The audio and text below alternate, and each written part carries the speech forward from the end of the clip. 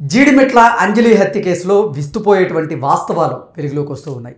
అంజలి హత్య కేసులో నిందితులుగా ఉన్న ఆ ముగ్గురు మొదటి ప్రయత్నంలో హత్య చేయడంలో విఫలమయ్యారని, రెండవ ప్రయత్నంలో భాగంగా హత్య చేశారు అనేటువంటి వార్తలు ఇప్పుడు సోషల్ మీడియాలో చక్కర్లు కొడుతున్న నేపథ్యంలో అసలు ఈ హత్యకు కారణం ఏంటి, ఈ అంజలి హత్య కేసులో అప్డేట్స్ ఏంటి అనేది మనం పూర్తి స్థాయిలో విశ్లేషణ చేసుకుందాం. దాంతోపాటుగా చనిపోయినటువంటి అంజలి వ్యక్తిత్వం మీద ఇప్పుడు రకరకాలుగా భిన్నాభిప్రాయాలు, భిన్న స్వరాలు వినిపిస్తున్నటువంటి నేపథ్యంలో దాని మీద, అలాగే శివ వాళ్ళ అమ్మ అంజలి హత్య కేసు మీద ఆవిడ కూడా కొన్ని వ్యాఖ్యలు చేసినటువంటి నేపథ్యంలో ఆ వ్యాఖ్యల మీద అన్నిటి మీద కూడా మనం పూర్తి స్థాయిలో విశ్లేషణ చేసుకుందాం. ప్రస్తుతం మనతో పాటున్నారు ప్రముఖ సామాజికవేత్త, ప్రముఖ రాజకీయ విశ్లేషకులు కృష్ణకుమారి గారు. మేడంతో మాట్లాడదాం. మేడం నమస్తే. మేడం నమస్తే. జీడిమెట్ల అంజలి హత్య కేసులో ఇప్పుడు విస్తుపోయేటువంటి వాస్తవాలు వెలుగులోకి వస్తూ ఉన్నాయి. అసలు ఏంటి ఈ హత్య కేసులో అప్డేట్స్ ఏంటి? ఇంకొకటి, అంజలి గురించి ఆవిడ వ్యక్తిత్వం మీద ఇప్పుడు భిన్నాభిప్రాయాలు అయితే వ్యక్తమవుతూ ఉన్నాయి. అలాగే అంజలి హత్య కేసులో నిందితులైనటువంటి శివ వాళ్ళ అమ్మ అంజలి హత్య మీద చేసినటువంటి వ్యాఖ్యలు అయితే ఉన్నాయో అవి రెండు తెలుగు రాష్ట్రాల్లో దుమారం రేపుతూ ఉన్నాయి. వీటి మీద అసలు మీరు విశ్లేషణ ఏంటి మేడం? ఆ కేసు మొత్తం ఏ విధంగా చూసినా సెల్ ఫోన్ చుట్టూనే తిరుగుతుంది. ఈ సెల్ ఫోను వల్ల మనుషుల మనస్తత్వాల్లో వచ్చే మార్పులు, భావోద్వేగాల అదుపు తప్పటము, వెరసి ఇది పెద్దవాళ్ళ మీద కంటే కూడా పిల్లల మీద ఎక్కువ ప్రభావం చూపిస్తుంది. ఇప్పుడు ఒక సంవత్సరంలోపు పిల్లలు మనం ఏదైనా చెప్పినప్పుడు ఎలా రిసీవ్ చేసుకుంటారు, 5 సంవత్సరాల్లోపు పిల్లలు ఎలా రిసీవ్ చేసుకుంటారు, 10 సంవత్సరాల్లోపు పిల్లలు ఎలా రిసీవ్ చేసుకుంటారు అన్నట్లుగా ఒక 25 సంవత్సరాలు వచ్చేసరికి మనుషులకి ఒక స్టెబిలిటీ అనేది వస్తుంది. ఆ వచ్చినప్పుడు 25 సంవత్సరాల తర్వాత ఒక సమస్యను డీల్ చేసే విధానము, 15 సంవత్సరాలప్పుడు అలాంటి సమస్యనే గనక ఎదుర్కొంటే గనక డీల్ చేసే విధానము డిఫరెంట్గా ఉంటుంది. అంటే దీని అర్థం ఏంటి అంటే, మనకి మెదడు అభివృద్ధి చెందుతుంది. ఈ మెదడు అభివృద్ధి చెందే ప్రాసెస్లో అది మీరు అడిగినంత మాత్రాన, అవసరం అన్నంత మాత్రాన మెదడు అభివృద్ధి చెందదు. అది స్టేజ్ బై స్టేజే వెళ్తుంది మెదడు. ఇప్పుడు మనకి బాగా తినేసాం అనుకోండి, చిన్నప్పటి నుంచి బాగా పెట్టారనుకోండి, పిల్లలకి వయసుకి మించి లావు అవుతారు, పిల్లలు బరువు పెరుగుతారు, ఎత్తు అవుతారు. కానీ మెదడు మట్టుకు అది ఎదగాలన్న దాని పీరియడ్ ప్రకారమే పీరియాడికల్గానే మెదడు ఎదుగుతుంది. అయితే ఇక్కడ ఏం జరుగుతుంది, ఈ ఎదగని మనసు చిన్నపిల్లల మీద ఈ సెల్ ఫోన్ ప్రభావం చాలా ఎక్కువగా పడుతుంది. ఈ ఎక్కువగా పడటం వల్ల ఈ సెల్ ఫోన్కి ఎడిక్ట్ అయిన వాళ్ళు వీడియో గేమ్స్ అని వచ్చినాయి ఒక 20 ఏళ్ల క్రితం. ఈ వీడియో గేమ్స్ ఎప్పుడైతే స్టార్ట్ అయినాయో అప్పటి నుంచినే అసలు పిల్లల్లో ప్రవర్తన శైలికి సంబంధించిన ఇబ్బందులు తలెత్తడం మొదలెట్టినాయి. అది అయిపోయిన తర్వాత ఈ సెల్ ఫోను ఇప్పుడు చాలా వేగం వచ్చేసింది, అవసరానికి మించిన వేగం. ఈ వేగం వచ్చేసే దానివల్ల ఏం జరుగుతుంది అని అంటే, ఇప్పుడు వేగంగా చేయాల్సిన పనులు ఉంటాయి, మనం నిబ్బరంగా చేయాల్సిన పనులు ఉంటాయి. ఈ నిబ్బరంగా చేయాల్సిన పనుల గురించి చేయలేని పరిస్థితిలోకి పిల్లలు వెళ్ళిపోతున్నారు.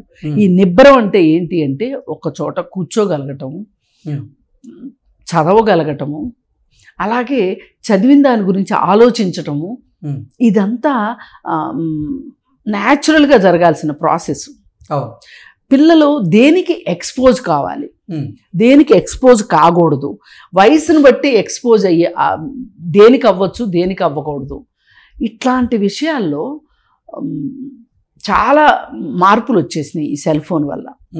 ఈ పాప ఉంది కదా, ఈ పాప చాలా చిన్నప్పటి నుంచే సెల్ ఫోన్కి ఏమనాలి, అట్రాక్ట్ అయిపోయింది అనాలి, ఎక్స్పోజ్ అయింది అనాలి సెల్ ఫోన్కి. ఈ సెల్ ఫోన్కి అతి చిన్న వయసులోనే ఎక్స్పోజ్ అయిన పిల్లల్లో ఈ రీల్స్, ఈ షార్ట్స్ ఇవన్నీ చూడటం వల్ల అవి ఉండటం కూడా నింపాదిగా ఉండవు, ఫాస్ట్గా వెళ్ళిపోతాయి. ఈ ఫాస్ట్గా అవి వెళ్ళిపోతుంటే ఆ రీల్స్ ఎంత ఫాస్ట్గా వెళ్తాయో దానికి తగ్గట్లు వీళ్ళు దాన్ని చూడడానికి అలవాటు పడేటప్పుడు వీళ్ళ మెదడు కూడా అంతే వేగంగా పనిచేస్తుంది. దీనివల్ల ఏమైంది, ఈ అమ్మాయికి ఇంట్లో ఒక పక్క తండ్రి చనిపోవటము, ఆ తండ్రి స్థానంలో ఇంకొక వ్యక్తి తండ్రిగా రావటము, మళ్ళీ వాళ్ళకు ఒక అమ్మాయి పుట్టటము. అసలు నిజానికి చూసుకుంటే ఈ అమ్మాయికి 16 ఏళ్ళు, అమ్మాయికి 14 ఏళ్ళు అన్నప్పుడు భర్త చనిపోయిన తర్వాత కొత్త భర్త వచ్చే సందర్భంలో ఈ పిల్లకి అంత వయసు లేదు. కానీ ఆ భర్త ఏమైనా ఇబ్బందులు పెట్టుంటే గనక ఈ అంజలి మీ నాన్నలాగానే నువ్వు నన్ను ఇబ్బంది పెడుతున్నావా లేదు అనుకుంటే, ఇప్పుడు అదే అంటే ఆ అమ్మాయి అంజలి హత్య కేసులో భిన్నాభిప్రాయాలు అయితే వినపడుతున్నాయి. ఇప్పుడు అంజలి కుటుంబం ఎవరైతే ఉన్నారో సిస్టర్స్, మీ అమ్మ ఇప్పుడు ఈ అమ్మాయి ఎంతో కొంత ప్రాబ్లమాటిక్ చైల్డ్, ఎవరు ఈ 16 ఏళ్ల మైనర్ బాలిక, ఈ హత్యలో పాల్గొన్న బాలిక అయినప్పుడు ఏం జరుగుతుంది అంటే రకరకాల వాళ్ళు రకరకాల మాటలు అనేస్తారు.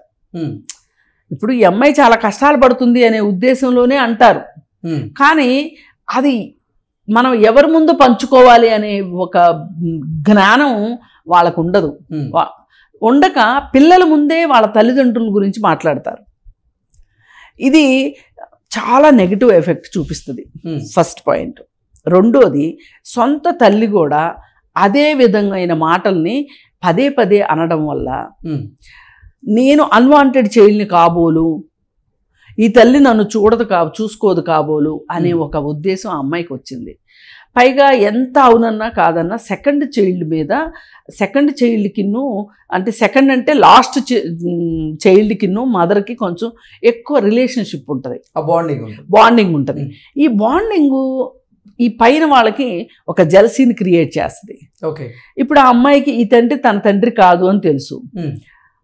ఈ అమ్మాయిని ఈమె ఆ తండ్రి ఇద్దరు కలిసి బాగా చూసుకుంటున్నారు అనే ఒక అపోహ ఈ అమ్మాయికి స్టార్ట్ అయింది అనుకోండి. ఎంత చిన్న సంఘటన వల్ల ఇంకేమనిపిస్తుంది వీళ్ళకి, ఈ అమ్మాయికి ఉన్న మనుషుల్లో కంటే లేని మనుషుల దగ్గర వీళ్ళు లోటుని వెతుక్కుంటారు. మా నాన్న ఉంటేనా నన్ను కూడా ఇలాగే చూసేవాళ్ళు కదా, ఆ అమ్మాయికి దక్కిన ప్రేమ నాకు దక్కట్లేదు, ఇలా ఈ అమ్మాయి ఆలోచన సరళి మొదలయ్యి కొంచెం కొరకరాని కొయ్యిలాగా తయారైంది. పైగా దీనికి తోడు అంజలి కూడా ఒక నార్మల్ హౌస్ వైఫ్ కాదు, నార్మల్ వర్కింగ్ పర్సన్ కూడా కాదు. తను ఎక్కువ భావోద్వేగాలను చూపించే కళాకారిణి. ఇప్పుడు ఆమె వృత్తిరీత్యా ఆమె ఎక్కువ ఉద్రేకపూర్వకంగా మాట్లాడటం, ఉద్రేకపూర్వకంగా పాటలు పాడటం అయ్యేసరికి ఇప్పుడు ఈ అమ్మాయికి ఆ క్వాలిటీస్ ఈ అమ్మాయికి వచ్చేసినాయి. ఈ అమ్మాయికి కూడా ఏంటి అంటే ఎంత వ్యతిరేకత భావన ఉంటుందో ఎవరి పట్లైనా వాళ్ళ పట్ల ఆకర్షణ కూడా ఉంటుంది. ఇప్పుడు వాళ్ళ అమ్మ పట్ల ఒక పక్కన వ్యతిరేక భావన ఉంది, అలాగే ఆకర్షణ కూడా ఉంది. అందుకని ఈ వ్యతిరేక భావన ఆకర్షణ ఈ రెండు ఒక స్ట్రగుల్ అయిపోయినాయి ఈ చిన్నపిల్లకి. ఆ స్ట్రగుల్లో నుంచే మాట వినకపోవటము, మొండితనము ఇవన్నీ వచ్చేసినాయి ఈ పిల్లకి.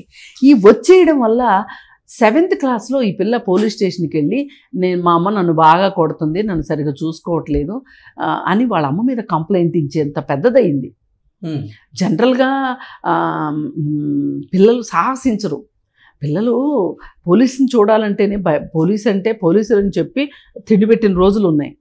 ఇవాళ అసలు భయపడలేదు, అది వేరే విషయం. ఈ అమ్మాయి వెళ్ళి కంప్లైంట్ చేసింది పోలీస్ స్టేషన్కి ధైర్యంగా వెళ్ళి. ఈ ధైర్యము అనేది ఈ కాంపోనెంట్ ఎక్కడి నుంచి వచ్చింది, వాళ్ళ అమ్మ దగ్గర నుంచి వచ్చింది. అయితే వెళ్తే వాళ్ళ అమ్మని పిలిపించారు, కౌన్సిలింగ్ చేశారు. కొన్ని రోజులు ఈ అమ్మాయిని చిల్డ్రన్ హోమ్లో ఉంచారు. అదే చిల్డ్రన్ హోమ్లో కంటిన్యూ చేసి ఉంటే కూడా పరిస్థితి ఎలా ఉండేదో తెలియదు. సరే కొన్ని రోజులు పోయిన తర్వాత మళ్ళీ ఇంటికి వచ్చింది. ఇంటికి వచ్చిన తర్వాత ఇక తల్లికి ఏముంటుంది, నేను ఊరందరికీ పంచాయతీలు చెప్తున్నాను, ఊరందరి సమస్యల గురించి మాట్లాడుతున్నాను, నువ్వు నన్ను పోలీస్ స్టేషన్కి తీసుకెళ్ళి నాకు కౌన్సిలింగ్ ఇచ్చేట్టు చేశావు అనే ఫీలింగ్ తల్లిలో అవునన్నా కాదన్నా అది పనిచేస్తుంది. వీళ్ళిద్దరు రిలేషన్ మీద అది బాగా ఎఫెక్ట్ పనిచేసింది. ఆ తర్వాత మరింతగా ఆమె స్ట్రిక్ట్ చేయడం మొదలెట్టి వాళ్ళ అమ్మాయిని ఏమి అనలేని పరిస్థితుల్లో, ఏమి చెయ్యలేని పరిస్థితుల్లో పోయిన సంవత్సరం వెళ్ళి స్కూల్ హెడ్ మాస్టర్ మీద తగాదా పెట్టుకుంది ఈ అంజలి. ఏమని, మా అమ్మాయి స్కూల్కి ఫోన్ పట్టుకొస్తుంది, మీరు ఎందుకు ఎలవ్ చేస్తున్నారు అని. సరే, ఆ విషయంలో ఇద్దరికి ఆర్గ్యుమెంట్ జరిగింది, ఆ హెడ్ మాస్టర్కి ఆవిడకి. ఈ విషయంలో నేను కూడా హెడ్ మాస్టర్ వైపే ఉంటా. ఎందుకంటే ఇప్పుడు మీ ఇంట్లో ఇద్దరు పిల్లలు ఉంటారు, మీ ఇద్దరికి పిల్లలకి ఫోన్ అందనివ్వకపోవటము అనేది మీ ఇంట్లో పరిస్థితి. ఈ ఫోన్ తీసుకురావడము, అసలు మైనర్ చేతికి ఫోన్ ఎందుకు ఇచ్చావు అనేది ఈ అమ్మాయిని అడగాల్సిన ప్రశ్న, అంజలిని అడగాల్సిన ప్రశ్న. అంజలి వెళ్ళి ఏం చేసింది, తను ఎక్కడ బాధ్యతగా ఉండాలో అది పక్కన పెట్టి మాస్టర్ దగ్గరికి వెళ్ళి మీరెందుకు ఫోన్ తీసుకురానిస్తున్నారు అని చెప్పి. అంటే సమస్య ఒక చోట ఉంటే పరిష్కారం ఇంకొక చోట వెతికింది అనేది క్లియర్ కట్గా మనకు. అంజలి చేతగానితనాన్ని హెడ్ మాస్టర్ మీద తన నిస్సహాయత, మళ్ళీ ఇంకా గట్టిగా చేస్తే మళ్ళీ పోలీస్ స్టేషన్కి వెళ్తుందేమో పిల్ల, మళ్ళీ కంప్లైంట్ చేస్తేమో. ఒక రకంగా ఏంటంటే ఈ అమ్మాయి బ్లాక్మెయిల్ చేయడము అనేది అక్కడి నుంచే మొదలైంది. ఈ 7th క్లాస్ నుంచి బ్లాక్మెయిల్ చేయటం, తల్లిని బ్లాక్మెయిల్ చేయటం అనేది. అందుకని ఈమె కొంచెం బ్యాలెన్స్డ్గా ఉండాలి, కొంచెం ఆ అమ్మాయికి నెమ్మదిగా చెప్పుకుంటా ఉండాలి అనే ఒక ప్రాసెస్లో అది వాళ్ళమ్మ చేతగానితనంగా తీసేసుకుంది ఈ అమ్మాయి. అంటే నా దగ్గర లొంగిపోతుంది మా అమ్మ అనే ఫీలింగ్ని ఆ పిల్ల ఎంజాయ్ చేయడం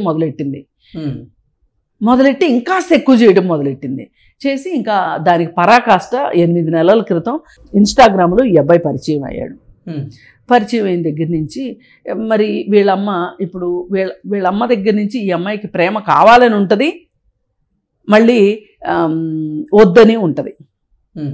ఈ ఊగిస్లాట్లో వాళ్ళ అమ్మకి ఈ పిల్ల దగ్గర కాలేకపోయింది.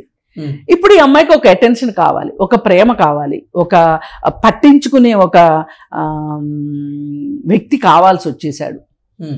మరి అవతల వాడు పని పాట లేకుండా ఉన్నాడు. ఇప్పుడు తల్లి కంటే బోల్డ్ బాధ్యతలు ఉంటాయి. వంట చేయాలి, వీళ్ళని స్కూలుకు పంపించాలి, మళ్ళీ ఆమె కళాకారిణిగా ఆమె ఉద్యోగం చేస్తుంది, ఆ పనులు చూసుకోవాలి. వీటన్నిటి మధ్యలో తిన్నావా, తాగావా, పడుకున్నావా, పళ్ళు తోముకున్నావా, ఇవన్నీ అడిగే వ్యవధానం ఎక్కడుంటుంది తల్లికి. వాడంటే పని పాట లేకుండా ఉన్నాడు. 24 గంటల సొల్లు, అంతకంటే ఏముంటుంది చెప్పండి. వాడికేంటి, అసలు ఒక అమ్మాయి నా అటెన్షన్ కోరుకుంటుందంటే నేనెంత హీరోని అని వాడు ఫీల్ అవుతున్నాడు అటుపక్క నుంచి. అందుకని ఇంకొంచెం ఎక్కువ అటెన్షన్ ఇవ్వటం మొదలెట్టాడు. ఈమె ఇంక దాన్ని ఎంజాయ్ చేస్తుంది, దాన్ని ఇంకొంచెం హ్యాపీనెస్ అయిపోతుంది ఈ అమ్మాయికి ఒక హ్యాపీ హార్మోన్స్ రిలీజ్ అయిపోతున్నాయి ఈ అమ్మాయికి. వాడికి కూడా నేను పవర్ఫుల్, అసలు నేను హీరోని అనే ఫీలింగ్లోకి వాడు వెళ్ళిపోతున్నాడు. వీళ్ళిద్దరి మధ్యలో ఈ విధంగా జరుగుతున్న సందర్భంలో వాళ్ళ అమ్మ గమనించి చెప్పింది. వాడు ఇంటికి వస్తే కూడా చెప్పింది, చిన్నపిల్లలు మీరు చదువుకుని స్థిరపడితే నేనే మీ పెళ్లి చేస్తాను అని చెప్పి చూసింది. అక్కడికి మంచిగానే చెప్పినట్టు లెక్క. కానీ వాడెందుకు ఊరుకుంటాడు, ఎక్కువ ఇంటికి రావటం, ఈ అమ్మాయిని వీలైనప్పుడల్లా ఏదో ఒక అబద్ధాలు చెప్పి ఈ అమ్మాయి బయటికి వెళ్ళటము. ఇది ఎంత దూరం వెళ్ళింది అంటే ఎవరింట్లోనో పెళ్ళి నేను వెళ్తాను అని ఈ పిల్ల పేచీ పెట్టడం. ఈ పిల్ల పేచీ పెడితే ఇక వాళ్ళమ్మ సర్లే ఎందుకైనా మంచిది, దీనికి ఒక ఏం జరిగిందో చెప్పే మనిషి ఒకటి దొరుకుతుంది నాకు అని చెప్పి ఈ చెల్లెళ్ళు ఇచ్చి పంపించింది. ఒకసారి అక్క చెల్లెళ్ళు ఇద్దరు వెళ్ళి శివ వాళ్ళ ఇంటికి వెళ్ళారు. శివ వాళ్ళ ఇంటికి వెళ్తే వెళ్ళి వచ్చిన తర్వాత ఈ అమ్మాయికి అర్థమైపోయింది ఇది చాలా దూరం వెళ్తుంది అనేది అర్థమైపోయి ఇంకాస్త రిస్ట్రిక్షన్ మొదలెట్టేసరికి అమ్మో ఈ రిస్ట్రిక్షన్స్ నేను తట్టుకోలేను అని చెప్పి ఇంట్లోంచి వెళ్ళిపోయింది. వెళ్ళిపోతే వాడు వాళ్ళ అమ్మమ్మ ఇంట్లో 2 రోజులు, మళ్ళీ వాళ్ళ మేనమామ తిడితే అక్కడి నుంచి మళ్ళీ వాళ్ళ అమ్మా నాన్న దగ్గరికి తీసుకొని వెళ్ళాడు ఈ అమ్మాయిని. తీసుకొని వెళ్తే వాళ్ళు క్లియర్గా చెప్పారు, ఏమనంటే వాళ్ళ నాన్న చెప్పాడు, వాళ్ళ అమ్మ చెప్పలేదు. కానీ నువ్వు వద్దు, పంపించేసేసేయి, పెళ్ళికి వచ్చి మన ఇంటికి వచ్చారు అని ఏదో అబద్ధాలు చెప్పాడు. ఇది అయినా సరే పంపించేసేయమంటే సాయంకాలం వాడి ఇంటికి వచ్చేసరికి కూడా ఆ తండ్రి పని నుంచి ఇంటికి వచ్చేసరికి కూడా వీడు పంపకుండా అట్లాగే ఉంచుకున్నాడు. ఉంచుకునేసరికి ఈలోపు వీళ్ళమ్మ కంప్లైంట్ పెట్టింది. ఆ సెల్ ఫోన్ సిగ్నల్స్ ద్వారా ఎక్కడున్నారో పోలీసులు వెళ్ళారు. అక్కడ కొంచెం గట్టిగా మాట్లాడి తీసుకొచ్చారు. తీసుకొచ్చి వీడికి ఒక నోటీస్ ఇచ్చి వీడిని పంపించారు. ఈ అమ్మాయిని ఇంటికి పంపించారు. తల్లికిచ్చి ఈ అమ్మాయిని పంపించారు. ఇక్కడ జరిగింది మిస్టేక్. ఓకే, పోలీసులు అలా చేయకూడదు. ఎందుకంటే అతను మేజర్, ఆ పిల్లాడు, ఈ పిల్ల మైనర్. 3 రోజులు వీళ్ళిద్దరు కలిసి ఉన్నారు. అది కిడ్నాప్ కేసు అని పెట్టారు. కిడ్నాప్ కేసు ఒక మేజరు ఒక మైనర్ని తీసుకెళ్ళినప్పుడు ఏం చేయాలి? పోక్సో కేసు పెట్టాలి. వీళ్ళు ఎందుకు పెట్టలేదు పోక్సో కేసు? పెట్టలా. ఇంటికి పంపించారు. ఇంటికి పంపించేసరికి ఇక ఈ అమ్మాయి నన్ను బలవంతంగా ఇంటికి తీసుకొచ్చుకుంటుందా అని ఈ పిల్లకి కోపం. ఇక మా అమ్మ అంటూ బతికుంటే ఇలాగే చేస్తుంది. ఇక వాడికి ఏమనిపిస్తుంది, ఇంతలా ఒక అమ్మాయి నా కోసం వచ్చేస్తాను అంటుంది, రానివ్వకోకుండా ఆవిడే అడ్డుపడుతుంది అని వీళ్ళిద్దరూ కలిసి ఆలోచించుకుని, ఎవ్వరు ఎక్కువ కాదు ఎవ్వరు తక్కువ కాదు, ఇద్దరు కలిసి ఆలోచించుకొని ఈ కార్యక్రమం చేయడానికి డిసైడ్ అయ్యారు.